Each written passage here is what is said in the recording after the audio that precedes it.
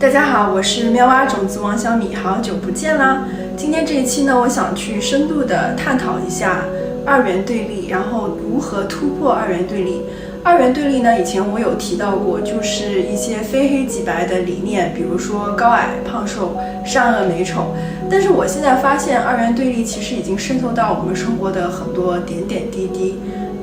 任何一种形式的抗拒和偏好，其实都是一种二元对立。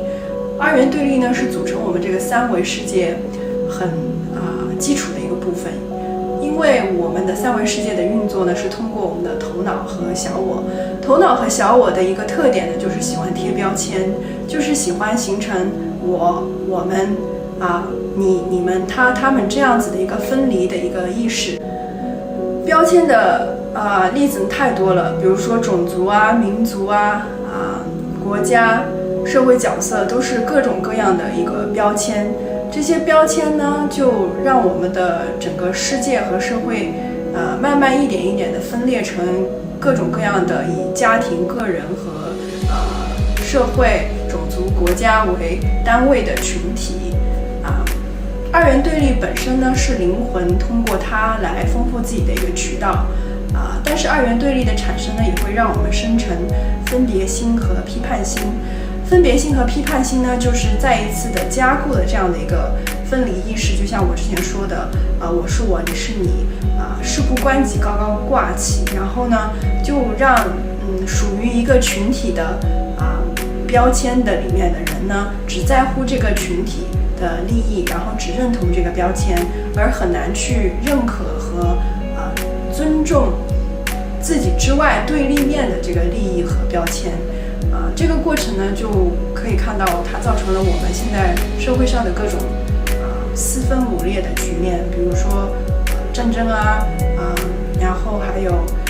各种纠纷矛盾还有很多因为利益的纠葛而产生的很狗血的一些事件。这样的分离心和批判心呢，让我们离合一意识越来越远，就是让我们不再能够到达一种万物皆我为万物的境界从而最终成为爱的一个过程。那很多小伙伴就会说，那为什么当时灵魂选择了来进行二元对立的这个体验，现在又要去突破它？当时灵魂选择投身到三维呢，是可以需要忘记自己，能够更沉浸式的投入到这个小我的角色里面来好好体验。但是现在因为大规模的灵性觉醒还有意识的扬升呢，又让我们要再次回到和记起我们就是一的这个状态，就像是一种一生二，二生万物，然后万物归一再回去的一种循环。如何突破二元对立？第一步呢，还是像我以前一直说过的，就是觉察。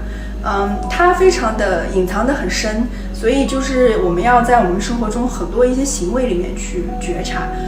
再一次举一个我自己的例子我们又拿我收包裹这个事情来说事儿。我就在这个事情上面老是一个困扰，我还是有一些课题，因为我这个人从小到大就是一个急性子，我不太喜欢等待。最近呢，刚好买了一个网购，又是要让我等待，然后呢，我又很焦急的想要赶快去收到它。那之前我在吸引力法则里面有聊过，我知道这样是不对的，这样的一个匮乏的能量是绝对会影响这个包裹可以顺利到达。那果不其然，这个包裹就一直在延迟，每一天延迟了1个星期。我很清楚是因为我自己的能量的问题而造成了这样子的一个局面。但是我在这个过程呢，又觉察了一个新的东西，就是我发现在等待这个事情上，我是有二元对立的批判心的，就是我只欢迎收到包裹这个结局的体验，而不欢迎我很抗拒等待的这个过程。那么是谁定义的收到包裹的这个结局就是一个好的体验，然后等待的过程就是一个不好的体验呢？那这里就是头脑进来了，头脑来进行了一个这种标签和分别心。当我发现这个问题的时候呢，我就不再去抗拒等待的这个过程，我就觉得我就安住于当下，我安安静静、顺其自然的好好去享受等待的这个过程看看会怎么样。那果然，当我这个抗拒我能够把它释放了以后呢，这个包裹它第二天就有奇迹般的就顺利就送达了。这个呢就是之前说过的吸引力法则。但是我想说的是，我刚才形容的这种意识，我感觉是一种第三意识的形成，它就很像一个鹰眼的一个状态，就是一个鹰，它飞在一个群山之上，它有一种一览众山小的一个视角，它是凌驾于要么是好，要么是坏，要么是善，要么是恶之上的第三意识，它是完全中立的一个感觉。而且呢，就觉得可以看到一切皆有可能，一切都是被允许的，一切都是体验，一切都不过是来来去去的情绪，然后瞬间的这个格局就有打开。我之后呢就练习去带着这个意识进入我生活的每一个点点滴滴。比如说以前当我是负能量的时候，就是沮丧啊、伤心啊、懒惰的时候，我就会去批判自己。或者说是我就很抗拒这样的体验，我想要赶快让他们离我而去，我可以回到一个高频的状态。但后来我现在出现这样负能量的体验的时候，我就觉得我就安心的去体验，就是活在当下，我让自己做一个管道，或者说是一个容器，让这些情绪来，让这些情绪走，就是他们是他们，我是我，他们是一个过客，我不会被他们带偏了，被他们定义。这里呢，我可以说一个我朋友讲过的一个例子，我觉得很有意思。这些情绪呢就很像《西游记》里面的金角大王，就是我叫你一声，你应不应？如果你应了，那你就是跟着这些情绪走，被他们去带入去入戏了。但是你可以跳出来，就是回到这个鹰眼的一个状态，或者说是做一个容器的状态呢。这些情绪他们体验完，他们就散了。而且很多时候，你越是这样的一个心态，他们持续的时间会越短，很快就结束，就离开了。然后比如说有些时候我也会在我纠结的时候，我自己小我就会去批判我自己说，你怎么那么斤斤计较啊，你那么放不下。现在我就不会，我就会完全的去享受这个纠结的过程，就想纠结就纠结吧，一切都是被允许的，没有任何问题。什么时候体验够了，就自然会出来了。因为我发现其实很多时候的这种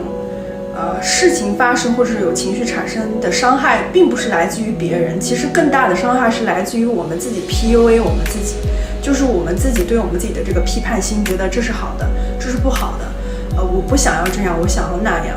越是这个样子呢，其实越让这个情绪会不停的反复去体验，或者说是当体验的时候呢，会持续的时间越久。当我能够做到这样的时候，我就发现是可以做到完完全全无条件的接纳和爱自己，我爱和我允许我自己的任何情绪和我自己的任何一面。然后这种状态持续一段时间呢，你就发现你也可以去